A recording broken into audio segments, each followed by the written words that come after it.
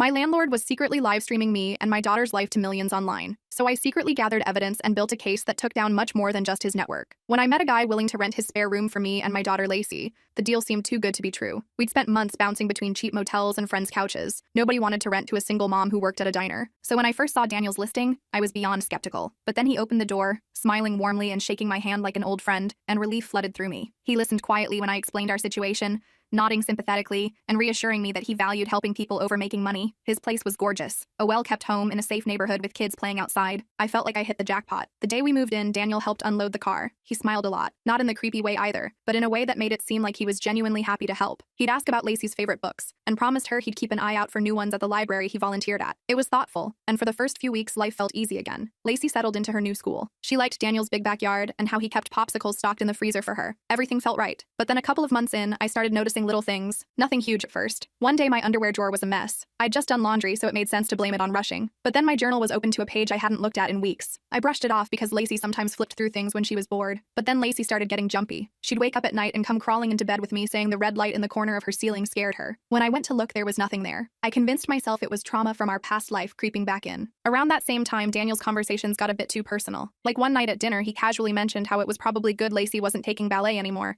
because she didn't seem to enjoy it. It would have been thoughtful if it weren't for the fact that this was a private conversation I'd had with her the night before when she'd whispered it to me. When I looked at him funny, he just laughed it off, saying he'd probably overheard through the walls because they were so thin. But they weren't thin at all. The unease only grew when the electric bill suddenly doubled. Daniel blamed it on faulty wiring, but something about the way he said it felt rehearsed, too smooth. At night, when everything was quiet, I'd sometimes hear this faint buzzing sound coming from somewhere in the walls. Daniel always dismissed it when I asked about it, but it didn't feel right. Then my anxiety got worse. I started staying up late scrolling through Reddit threads about surveillance paranoia. People wrote about hidden cameras in Airbnbs and apartments. It seemed impossible that something like that could happen to me. Daniel seemed so normal, but every night lying in bed, I felt watched, like there was a pair of eyes in every shadow. Then one night after my shift, my coworker Andrea came up laughing. She nudged me and said, "Hey Tess, did you know you have a twin online? This chick on some creepy livestream site looks exactly like you." I laughed it off at first, but I couldn't stop thinking about it on the drive home. My stomach tightened when I walked through the door. Daniel greeted me from the couch as usual, but the whole time he was smiling, my skin crawled. That night, Daniel went to bed early, leaving his laptop open on the kitchen table. I knew it was wrong, but I couldn't shake Andrea's words. My hands shook when I opened the screen. His browser was still open. It had this dark-themed site up with a bunch of thumbnails of different rooms. I clicked one labeled guest bedroom. My heart stopped. I was looking at an online live stream of our bedroom. Lacey's stuffed bunny on the bed. My clothes piled on a chair. It was happening in real time. I clicked another one labeled bathroom. My stomach dropped seeing my face from earlier that morning getting ready for work. There was another labeled Lacey's room. It showed my daughter sleeping soundly, the red glow of a hidden camera faintly visible in the corner. Below the videos were chat rooms filled with disgusting comments, anonymous users calling out private details about my life. There were even subscription options promising exclusive footage. I couldn't breathe. I felt violated, terrified, sick. And there at the top was Daniel's username. He was listed as the host. His smiling profile picture taunted me, the same friendly grin he always wore when he asked if we needed anything. I stared at the screen, barely able to process what I was seeing. Daniel had been watching us this whole time. I should have screamed. I should have packed up and left, but I didn't. Instead, I started planning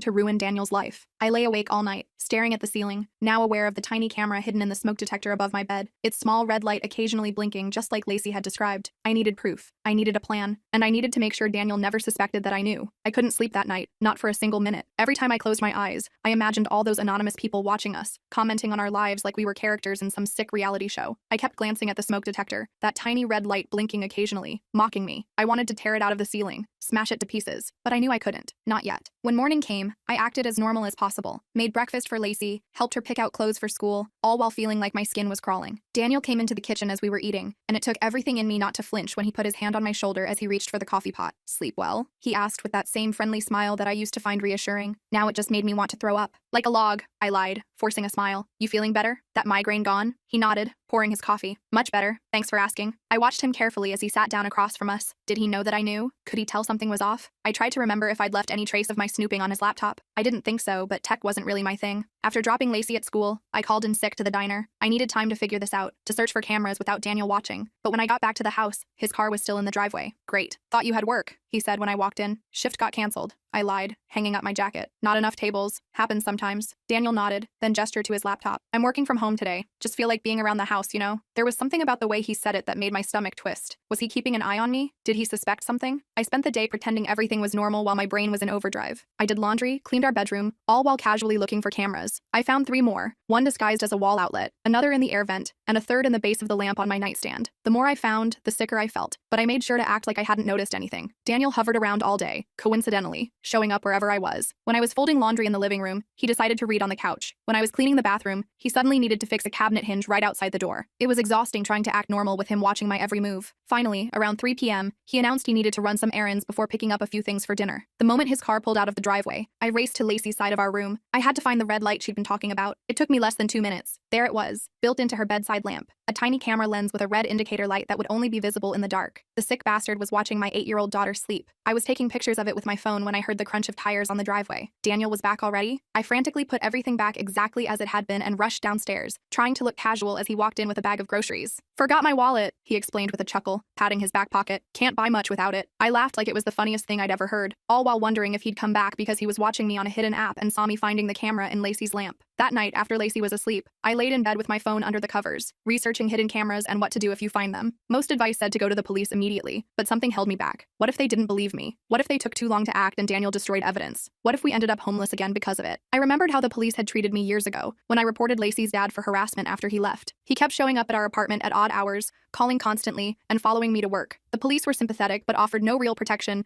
until he finally escalated to breaking our windows. I couldn't risk that happening again. The next day at work, I confided in Andrea during our break. "Remember that website you mentioned? With the person who looked like me?" I kept my voice low, even though we were alone in the break room. Andrea looked uncomfortable. "Yeah, but honestly, I might have been mistaken. It was late and I was scrolling through some weird rabbit hole. Can you remember the site name?" I pressed. She shrugged, not meeting my eyes. "Some random string of letters and numbers." I closed it as soon as I realized what it was. She hesitated, then added in a whisper, "I was afraid to tell you everything because I was worried how you'd react. My ex used to make me feel crazy whenever I caught him doing something wrong. I didn't want to upset you if I wasn't completely sure." I appreciated her honesty, but I couldn't rely on her help right now. I tried researching camera detection apps during another break, but my ancient phone didn't support any of the good ones. I'd need a newer model, which meant spending money I didn't have. Still, I set aside $30 from my tips that day. It would mean skimping on groceries, but our safety was worth it. That night, I pretended to sleep while actually documenting the locations of cameras I'd found so far. The smoke detector above our bed, the outlet near my dresser, the air vent in the bathroom, Lacey's bedside lamp, the light fixture in the hallway. The more I found, the angrier I got, but I forced myself to stay calm. I needed a plan, not a meltdown. My phone battery was getting low, and I couldn't plug it in without looking suspicious if Daniel was watching the feed. I managed to document 8 camera locations before I had to stop. The next morning, I called one of the local women's shelters during my break at work. My stomach dropped when they told me they were full with a 2-week waiting list. "I can put your name down," the intake worker offered, "but it would help if you could go to the police and get a report filed." "I'll think about it," I said before hanging up. During lunch, I created a new email account not connected to any of my personal information. I started documenting everything: dates, times, camera locations, Daniel's strange comments and behaviors. I had just finished sending myself the first batch of notes when my phone buzzed with a text from Daniel. "Just updated our Wi-Fi security. Let me know if you have any trouble connecting." My blood ran cold. Was it a coincidence? Or was he monitoring our internet usage too? I deleted the email app from my phone immediately, not wanting to risk him seeing it if he had some kind of monitoring software installed. That evening, I made a devastating discovery while Lacey was taking a bath. I'd been doing a more thorough inspection of the bathroom while pretending to clean, and found a tiny camera hidden in the heating vent near the shower. The angle gave a clear view of the entire bathroom, including the tub. I almost threw up right there. He wasn't just invading our privacy. He was creating what had to be child exploitation material of my daughter. But removing the camera would alert him that I knew. Instead, I started a new routine. I took showers with my clothes on, then changed under towels. I made sure Lacey did the same, telling her it was a new game called Super Secret Spies, where we had to practice changing clothes without anyone seeing. The next day, I borrowed Andrea's newer phone during our shift, and used it to search for camera detection apps. I also tried searching for the livestream site, using terms related to hidden cameras and live streams. After several dead ends, I found a site that required membership to access. The homepage had blurred preview images that made my stomach turn.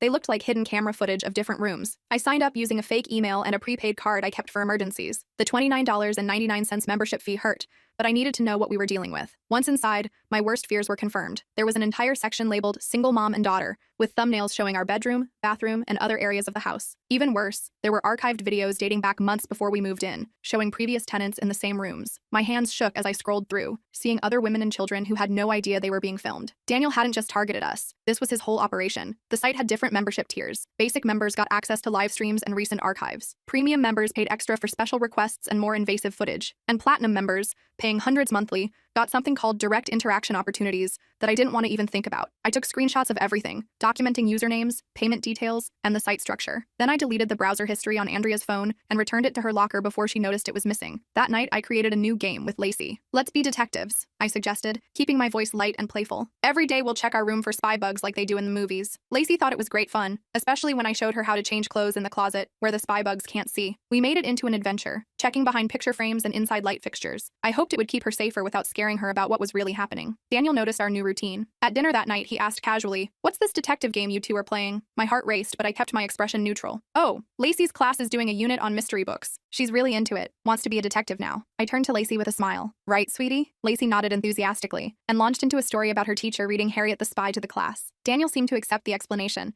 but I noticed his smile didn't quite reach his eyes. Over the next few days, I started subtly covering cameras around the house. I hung a towel over the bathroom vent to dry. I rearranged some decorations to block the view of others, but each time Daniel would tidy up when I wasn't around, putting everything back in place. I switched tactics, using clear nail polish on some camera lenses when Daniel was out. It wouldn't be noticeable to someone just glancing at the device, but would make the camera feed blurry. I also started playing music constantly, claiming it helped Lacey with homework, hoping it would interfere with the audio. Daniel confronted me about the music after a few days. "The constant noise is giving me headaches," he said, rubbing his temples for effect. "I'm sorry," I replied, not turning it down. "Lacey's having trouble concentrating at school. Her teacher suggested background noise might help her focus. It's really making a difference." He couldn't argue with that without seeming unsympathetic, so he backed down. But the next day, I noticed new speakers installed in the living room and kitchen. "Thought we could use an upgrade," Daniel explained when I asked. "These have better sound quality." I bet they also had built-in microphones. Around this time, I met another mom at Lacey's school pickup. Jessica had a son in Lacey's class and mentioned she was looking for a roommate for her 2-bedroom apartment. "My previous roommate bailed, and I'm struggling with the rent," she explained. "It's not huge, but there's a proper bedroom for each of us." It sounded perfect, but there was a catch. The current tenant wasn't moving out for 3 weeks, so the room wouldn't be available until then. Still, it was the first real escape option I'd found. I gave her a deposit from my emergency fund, praying we could survive in Daniel's house until then. Meanwhile, I was noticing more and more signs that Daniel was entering our room when we weren't home. Things would be slightly moved. The closet door that I deliberately left open would be closed. My journal, which I now filled with fake entries as a decoy,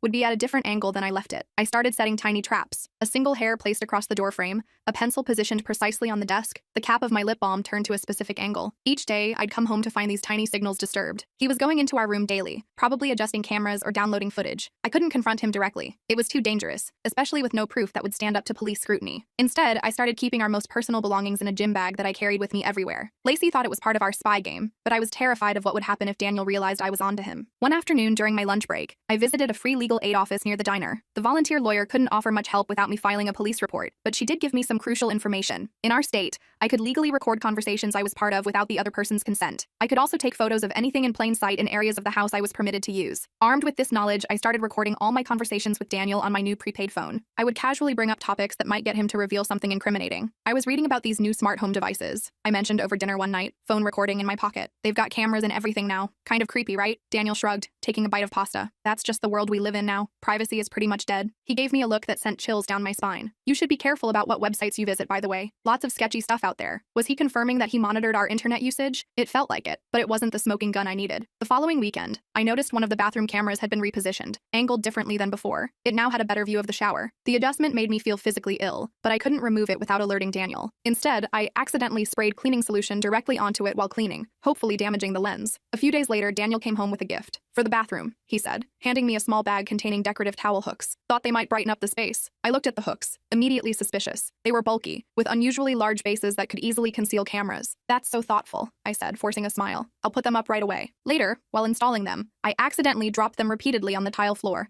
until I heard something inside break. When Daniel asked later if I liked how they looked, I apologized profusely about my clumsiness, showing him the broken hooks. With only 10 days left until we could move into Jessica's apartment, I was checking the live stream site daily, using the public library computers, trying to gather more evidence. One day, I noticed something alarming in the chat section. A user named PremiumView69 commented, "Can't wait for the special event this weekend when Landlord is gone. Worth every penny of platinum membership." What special event? Daniel had mentioned going out of town that weekend to visit his brother. Was that just a cover story? I checked his calendar when he was in the shower, something I'd started doing regularly, and found no travel plans at all. Instead, He had blocked off the entire weekend with a note that simply said, "Home, special project." Whatever he was planning, I didn't want to be there for it. I told Daniel the next morning that Lacey and I needed to visit my sick mother that weekend. "It's short notice, I know," I said apologetically, "but she's not doing well, and Lacey hasn't seen her in months." Daniel's reaction was immediate and unsettling. "I could watch Lacey for you," he offered quickly. "Save you the trouble of taking her along. You'd be free to focus on your mom." "That's really kind," I said, maintaining my fake smile. "But my mom would be heartbroken not to see her. She's asking for both of us." He reluctantly agreed but seemed agitated afterward. I caught him texting frantically when he thought I wasn't looking. I didn't have a sick mother to visit. Mine had passed away years ago. But I did have just enough money left for 2 nights at a cheap motel across town. I told Lacey we were having a special girls' weekend as a treat. At the motel, with a door that locked and no cameras watching, I finally broke down. All the fear, anger, and tension of the past weeks came pouring out. I cried in the bathroom with the shower running so Lacey wouldn't hear me. Then I washed my face, put on a smile, and ordered pizza for us as a special treat. While Lacey watched cartoons, I used the motel's Wi-Fi to log into the live stream site again. I needed to see what this special event was supposed to be. The site had a countdown timer on the main page. Special access event, 22 hours remaining. There was a whole section dedicated to it, but it required platinum membership to view, far more than I could afford with my nearly empty bank account. I spent hours documenting everything, taking screenshots, recording screen captures as evidence. I was so focused on gathering information that I didn't hear the knock at first. When it came again, louder, I jumped. It was the motel manager, a middle-aged man with a concerned expression. "Ms. Rivera, there's a man on the phone saying he's your husband. He's quite worried about you and your daughter." My blood ran cold. "I don't have a husband." The manager frowned. "He says his name is Daniel Whitaker. Claims you took your daughter without telling him and he's concerned for her safety." Of course Daniel had tracked us down.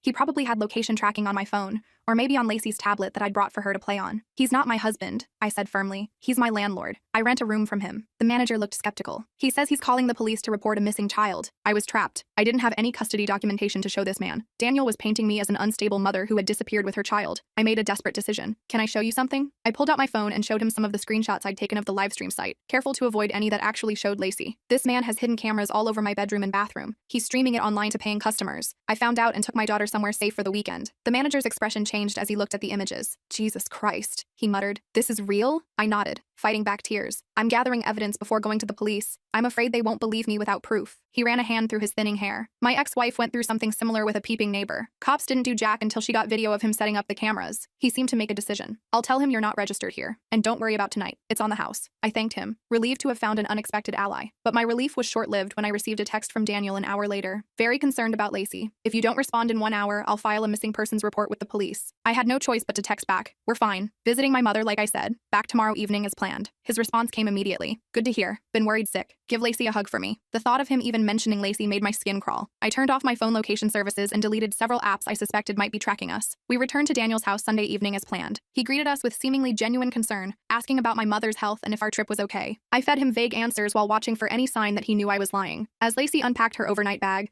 I noticed new decorative items in our bedroom, a small shelf that hadn't been there before, and a different lamp on my nightstand, both perfect places to hide new cameras. But now I knew exactly what to look for. I'd spent the weekend studying hidden camera designs and had downloaded a detection app to my new prepaid phone. Daniel didn't know it, but I was no longer his unwitting star. I was preparing for a role he never expected me to play, the person who would bring his entire operation crashing down. Two could play the surveillance game, and I was planning to win. I waited until Daniel went to sleep that night before starting my counterattack. The detection app on my new phone worked perfectly, lighting up like a Christmas tree whenever I got near one of his devices. Just as I suspected, the new shelf and lamp contained tiny cameras, both aimed directly at our beds. I needed solid evidence linking Daniel to the website, not just the cameras themselves. The next morning, I called in sick again and waited for Daniel to leave for his volunteer shift at the library. The moment his car disappeared down the street, I placed my phone to record Daniel's desk area from a hidden spot on the bookshelf. I discovered this was where he uploaded new footage and managed subscriber messages. Almost had a heart attack when he came back unexpectedly for his forgotten lunch. I was still adjusting the phone's position when I heard his key in the lock. I snatched it and pretended to be looking for a lost earring under the bookshelf. "Everything okay?" he asked, eyes narrowing slightly. "Lost an earring," I mumbled, holding up a random stud I kept in my pocket for exactly this purpose. "Found it, though." He nodded, grabbed his lunch from the fridge, and left again, but I felt his suspicious gaze lingering on me the entire time. When I checked the recording later, I nearly cried in frustration. It had worked, showing Daniel logging into the site and responding to customer messages, but the footage was too dark to clearly identify his face. The angle was right, but the lighting was all wrong. I needed better light in that room, so I came up with a plan that made my skin crawl. I'd need to play nice with Daniel. Extra nice. That evening, I accidentally knocked over the lamp in his office while bringing him a cup of coffee I'd offered to make. "Oh my God, I'm so sorry," I exclaimed, making a show of trying to clean up the broken pieces. Daniel was annoyed but trying not to show it. "It's fine. Accidents happen," he said tightly. The next day, I came home with a brand new lamp, brighter than his old one and positioned perfectly to illuminate his desk area. "You didn't have to do that," Daniel said, examining the lamp with suspicion. "I felt terrible about breaking yours," I replied, forcing a grateful smile. It's the least I could do after everything you've done for us. The words tasted like acid in my mouth. That night, I set up my recording phone again, and this time it worked perfectly. The video clearly showed Daniel's face as he logged into the administration panel of the website, checked payment records, and uploaded new footage. I even captured him speaking to some viewers in a private chat, mentioning his special weekend plans that I'd managed to avoid by taking Lacey to the motel. But as I was retrieving my phone, a floorboard creaked under my foot. I froze as Daniel's voice called out from his bedroom. "Hello? Is someone there?" I slipped quickly to the kitchen, turning on the light just as he came around the corner. "Just getting some water," I said, pulling a glass from the cabinet with trembling hands. Daniel stood uncomfortably close, watching me fill the glass. "Having trouble sleeping?" he asked quietly. "A little," I admitted, trying to keep my voice steady. "Work stress." He studied my face for a long moment, and I could almost see the gears turning behind his eyes, trying to decide if I knew something. "Well, don't stay up too late," he finally said. "Those dark circles under your eyes are getting pretty noticeable." It took everything in me not to throw the water in his face. The next morning, I sent everything to the detective Andrea had connected me with. All the recordings, screenshots, and photographs of camera locations. She called me within an hour. "This is exactly what we needed," she said, her voice tense with controlled excitement. "We're preparing a warrant now, but the legal process will take at least 24 hours. Can you keep things normal until tomorrow?" "I think so," I whispered, locked in the bathroom with the shower running to cover my conversation. "But please hurry." Keeping up appearances for another day felt impossible, especially when Daniel announced he was taking us out for dinner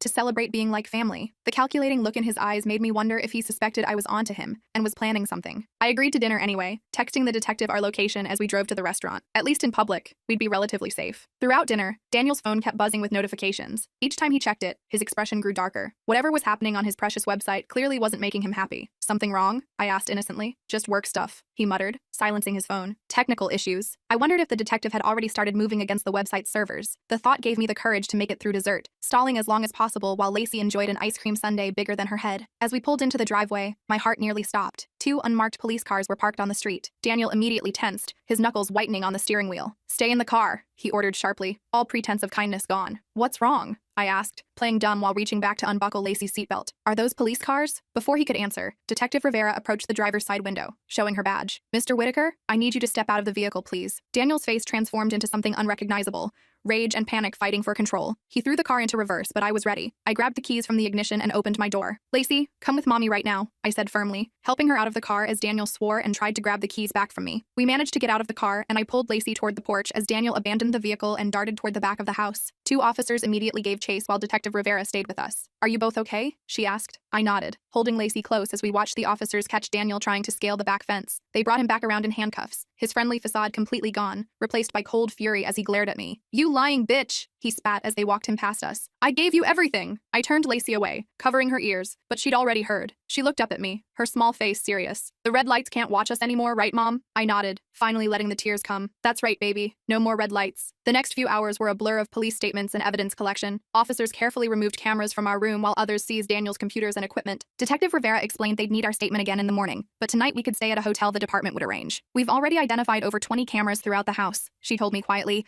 while Lacey was distracted by a female officer who was showing her police badge. "And the website had nearly 500 subscribers. It's one of the largest operations of this kind we've seen." My legs nearly gave out. 500 people were watching us? "Try not to think about that right now," she advised, steadying me. "Focus on the fact that you stopped him. You protected your daughter and potentially many future victims." We spent 2 nights in the hotel while the police processed Daniel's house as a crime scene. I couldn't afford to miss more work, so I went back to the diner, where everyone had somehow already heard what happened. My manager pulled me aside immediately. "Look," she said, surprising me with a quick hug. "I rearranged the schedule so you can work mornings only for the next 2 weeks. And," she hesitated, "we took up a collection." She handed me an envelope. "It's not much, but we thought it might help with moving expenses." Inside was nearly $600 in cash, more than enough to cover the security deposit for Jessica's apartment. I burst into tears right there in the break room. "Thank you," I managed between sobs. "You have no idea how much this helps." Andrea hugged me too, finally explaining why she'd been so weird about the website. "I was afraid to tell you everything because I thought you might think I was making it up," she admitted. "My ex used to do that, make me think I was paranoid when I actually caught him cheating. I should have been more direct." The detective called later that day to tell me they'd identified 3 other victims, previous tenants who had no idea they'd been filmed. We formed a support group of sorts, meeting for coffee to share information as the case progressed. Daniel was denied bail, considered both a flight risk and a danger to the community. The prosecutor warned us the trial could take months, but the evidence was overwhelming. Most of Daniel's subscribers would face charges too, especially those who had directly requested or paid for specific content featuring minors. Jessica and I moved into our shared apartment the following week. The first night, I woke up at 3 a.m. in a cold sweat, convinced I could see a red light blinking in the corner. I checked the entire apartment with a flashlight, finding nothing but still unable to shake the feeling of being watched. It gets better, Michelle, one of Daniel's previous victims,